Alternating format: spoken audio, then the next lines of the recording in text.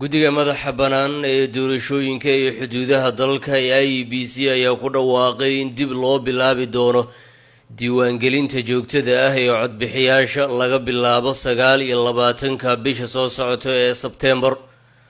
war-saxaafadeed ay soo saareen ayaa lagu sheegay in ay socdaan diyaargarow ay ka mid yihiin khariidaynta xarumaha diiwaangelinta, magacaabista iyo faafinta ama in shaqaalaha loo kala diro goobaha muhiimka ah si loo hubiyo in habraaca si habsami leh uu socdo.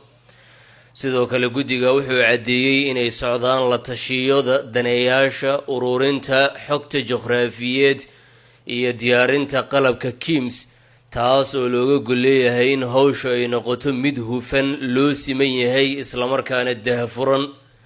codbixiyaasha xaqa u leh ayaa isdiiwaangelin karaa ama iska diiwaangelin karaa xafiisyada IEBC ee degmooyinka marka laga reebo goobaha ay ka socdaan doorashooyinka kumeel gaarka ah.